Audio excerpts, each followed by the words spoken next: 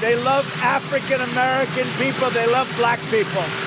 MAGA loves black people. For him to, like I said, use sports to kind of divide us is something I can't sit back and not say nothing. You cannot have people disrespecting our national anthem, our flag. America's never been great for people of color. And, that's something that needs to be addressed. Oh, look at my African-American over here. Look at him. I feel like our team as a country is not ran by a great coach. Or as someone once said, shut up and dribble. I want the best for the American people. I'd like to punch him in the face, I'll tell you. I don't want to go. That's really Going to the White House is considered a great honor for a championship team. Steph Curry is hesitating. Therefore, invitation is withdrawn. The 45th president is such a racist, he draws racism in his crowds. Do you believe President Trump is a racist? Yeah, no question. The president despises black people protesting their executions and lynchings in public. I am your president of law and order, professional anarchists, violent mobs, arsonists, looters, criminals, rioters, Antifa, dangerous thugs, domestic terror. There is a hateful place in his heart for athletes speaking out. I am one of them, not too far removed, so it wasn't even a question.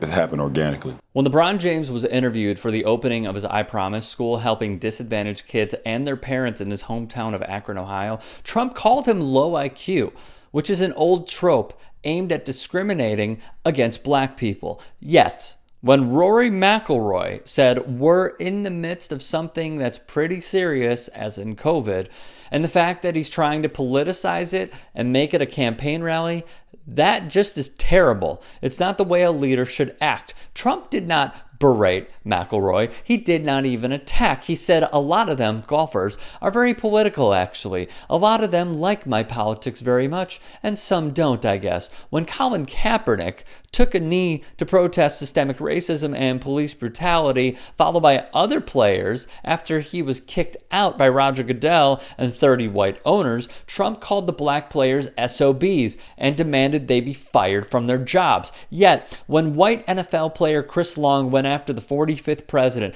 calling him a racist, and a visit to the White House as a faux pas photo op, amongst other things, Trump did not say a freaking word. He declared war on black America a long time ago. This is not new. Civil rights activist DeRay McKesson said. Marshawn Lynch also took part in the protests. Donald Trump took little time in responding, calling for beast mode to be unemployed. New Orleans Saints quarterback Drew Brees not only backpedaled, but sprinted backwards after his comments surfaced over the national anthem. What did Donald Trump say of him? I was very shocked that he made that statement. It didn't even look like there was any pressure on him. He made it out of nowhere. Where's the malicious attack? He would go on to say, this has nothing to do with race or anything else. This has to do with respect for our country and respect for our flag.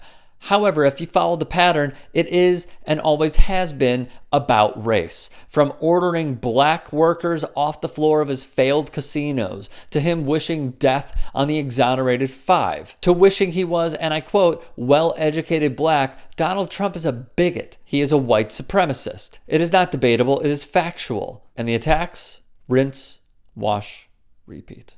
If you'd like to hear more thought-provoking content like TYT Sports on Facebook and to help in my journey to keep media independent, go to tyt.com/Rick.